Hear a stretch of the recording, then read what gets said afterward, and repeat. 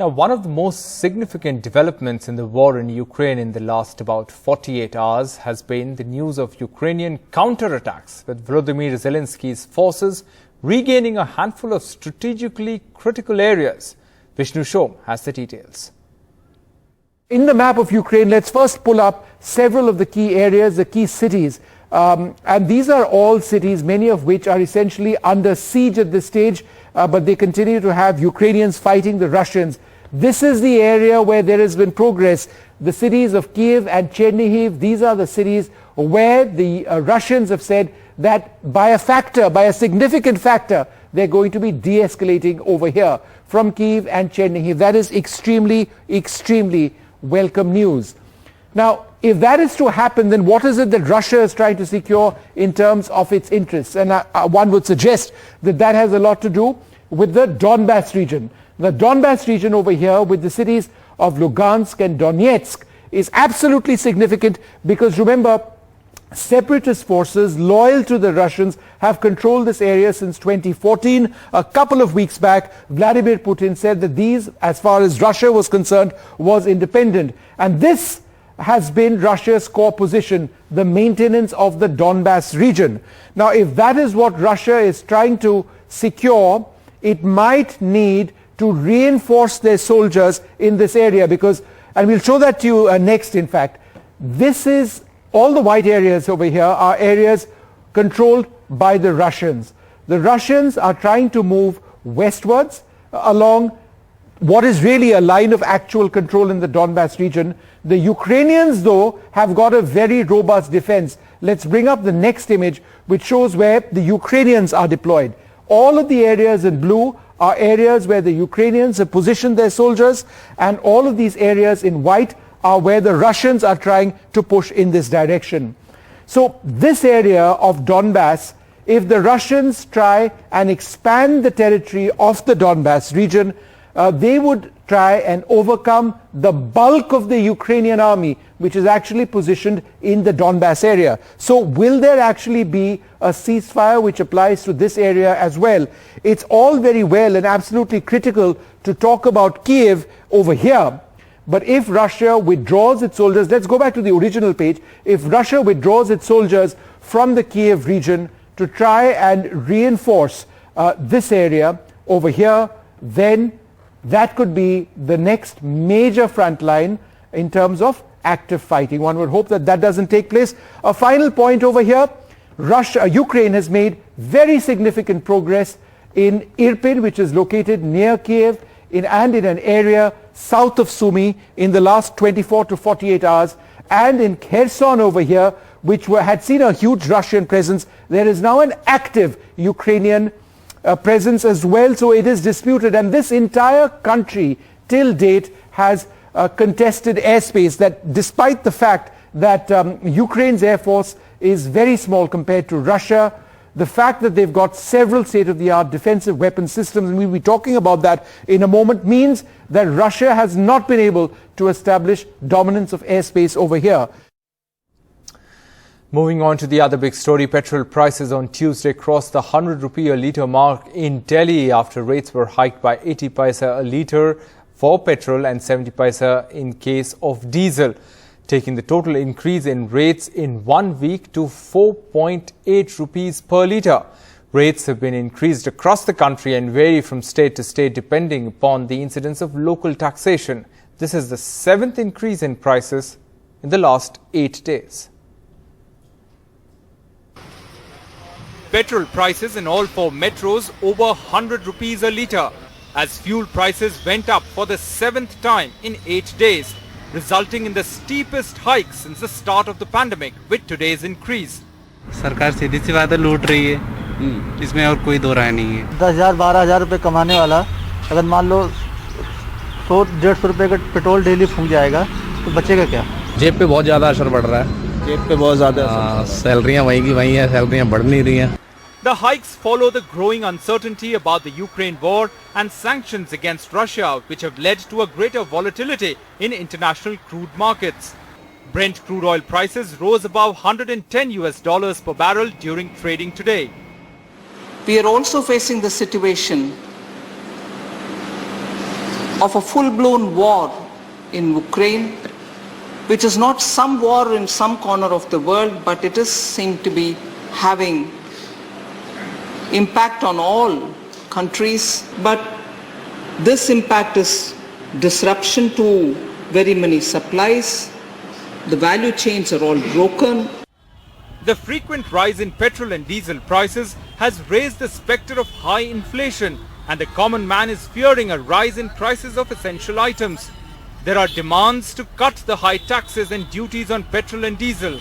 As per the latest report released by Indian Oil, the retail price of petrol in Delhi was 95.41 rupees per litre on 16th of March. The share of excise duty in the retail price of petrol was 27.9 rupees per litre, and VAT accounted for 15.5 rupees per litre. So the total share of central excise and Delhi government's VAT was 43.4 rupees per litre, that is 45.48%. As our input cost increases, the cost of the freight charges will increase in the coming days, affecting the prices of the essential, non-essential commodities. भी व्यवस्था बिगड़ गई है, लेकिन सरकार को इसकी कोई परवाह नहीं है, क्योंकि एक बार इलेक्शन वो जीते, जीतने के बाद लगातार हर दिन को वो बढ़ाते जा रहे हैं. The Ukraine war and the consequent increase in the crude oil prices is beginning to hurt India's oil economy. With the oil import bill going up, the increase in the price of diesel is all set to push inflation rate further up in the country. In Delhi with Ashwini Mehra, Himanshu Shekhar for NDTV. In a letter dated 27th of March, Mamata Banerjee has written to opposition leaders across the country over alleged misuse of central agencies by the BJP government. She has alleged that central agencies such as the ED, the CBI, the Central Vigilance Commission and the Income Tax Department are being used to target, harass and corner political opponents across the country for vendetta. She wrote, "We all must resist the ruling BJP's intention to misuse these central agencies with the sole intent of suppressing opposition leaders. Central agencies are jolted to action just when elections are round the corner," she wrote. The Uttar Pradesh Assembly on Tuesday witnessed a rare moment of political bonhomie between Chief Minister Yogi Adityanath and Samajwadi Party President Akhilesh Yadav, who is set to be named the leader of opposition. The meeting between the two leaders came weeks after they traded loaded barbs during a high decibel political campaign and the BJP's historic return to power. जो हम देश के अंदर भी देखते हैं, उत्तर प्रदेश के अंदर भी देखते हैं, जनता कभी नकारात्मकता को स्वीकार नहीं करती, कभी नहीं। नकारात्मकता के लिए उसके हृदय में कोई स्थान है ही नहीं। जो सकारात्मक होगा, जो प्रगतिशील होगा, जो लोक कल्याण का कारक होगा, जनता उसी को अंगीकार करती है। अभी तो केवल हम इतना कहना चाहते हैं विपक्ष के होने के नाते कि समय समय पे आपके संरक्षण की जरूरत पड़ेगी, और जितना आप विपक्ष को मौका देंगे उतना लोकतंत्र मजबूत होगा। क्योंकि आज इलेक्टेड गवर्नमेंट के आप स्पीकर हैं। हम सब जनता के बीच में गए थे, उसके बाद इलेक्ट होकर के आए, और जब हम इलेक्ट होकर के आए हैं तब हमने आपको इलेक्ट सब समझ से बैठाया है। आपको उतना ध्यान देना पड़ेगा कि जो इलेक्टेड गवर्नमेंट है वो कोई तानाशाह गवर्नमेंट न बन जाए। Shifting focus to Karnataka now, a second BJP leader from Karnataka has spoken out against the state government. The MLA from Belagavi North has said that it is wrong to ban Muslims from setting up shops at temple fairs. It should not happen. BJP H. Vishwanath and now Anil Benake, a BJP MLA from Belagavi in North Karnataka, speaking out against the discrimination against Muslim vendors. The Muslims were banned from opening stalls at Hosa Mariguri Temple Fair in Udupi, coastal part of Karnataka, sparking a major controversy. ಇಲ್ಲ ತಪ್ಪು ಈ ನೋಡ್ರಿ ತಪ್ಪಲ್ಲ ನಾ ತಪ್ಪು ಅನ್ನೋಕ್ಕಿಂತ ಪೈಲ ಸಂವಿಧಾನ ಅವ್ರಿಗೆ ಎಲ್ಲರಿಗೂ ಅವಕಾಶ ಅದ ಪ್ರತಿ ಒಬ್ಬ ಮನುಷ್ಯಾಗ ಪ್ರತಿ ಬೇರೆ ಬೇರೆ ವ್ಯವಸಾಯ ಮಾಡಲಿಕ್ಕೆ ಎಲ್ಲ ಕಡೆ ಅವಕಾಶ ಇದೆ.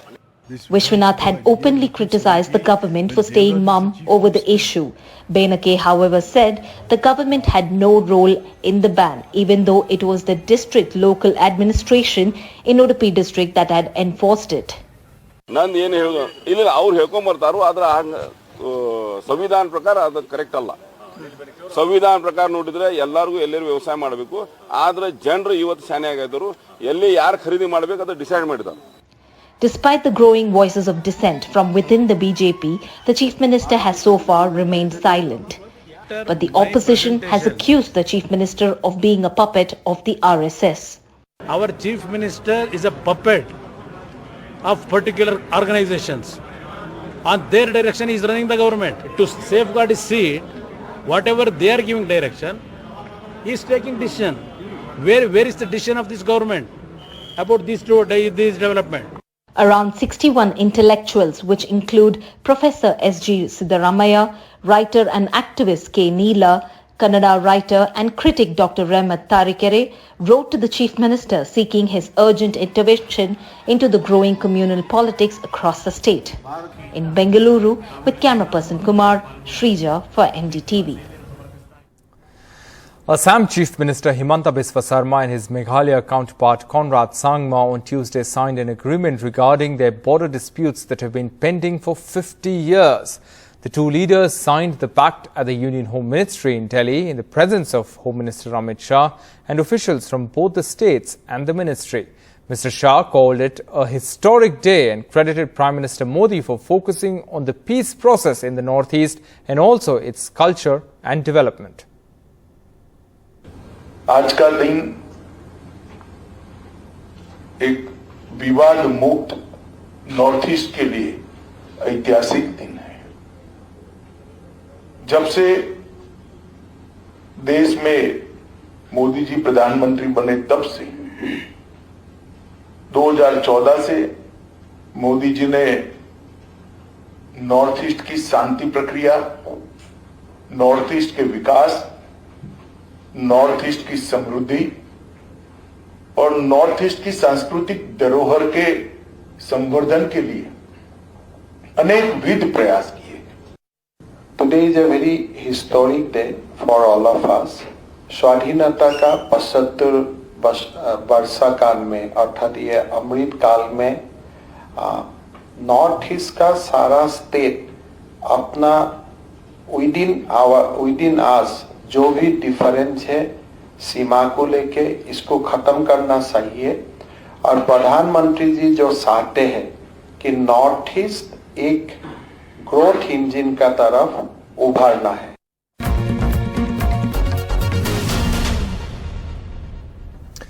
Welcome back. Delhi touched 40 degrees Celsius on Tuesday, a new record for the month of March, with heatwave conditions in Rajasthan, Madhya Pradesh, UP, even in Jammu and Kashmir and Himachal Pradesh.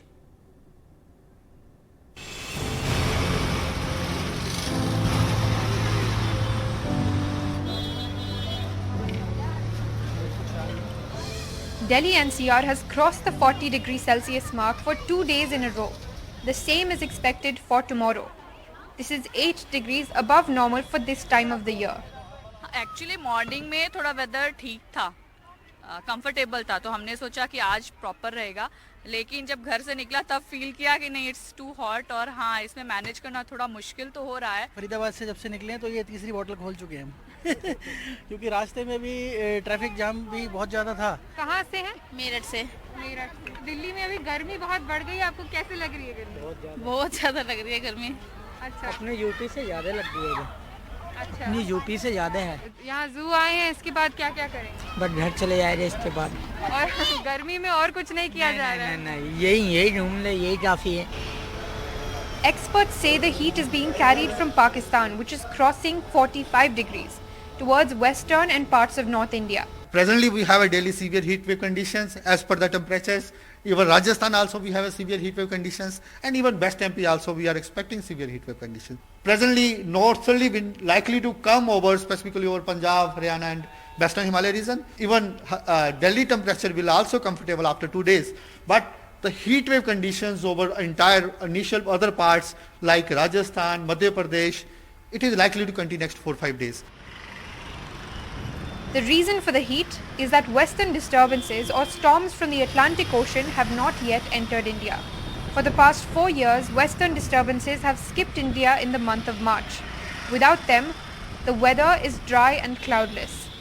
The effects of global warming have been made worse by the absence of westerly winds this month.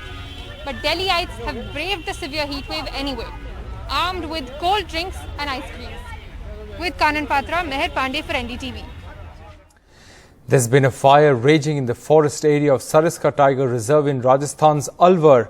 That's what officials have said, adding that it has been on for over 24 hours now. The 2 helicopters of the Indian Air Force have been pressed into service to bring the blaze under control. The cause of the blaze, which erupted on Monday evening, is yet to be known, according to officials. Tiger movement in the area has been affected by the fire. Around 150 to 200 people, including the forest staff, are engaged in controlling the fire. Now, Rajasthan Chief Minister Ashok Gehlot has tweeted that efforts are on to control the fire in Sariska forest of Alwar. The state and the central governments are working in coordination. 2 helicopters of the Indian Air Force joined the task of extinguishing the fire from today. This fire has come under control to a large extent, and I'm sure that it will be brought under control by tomorrow.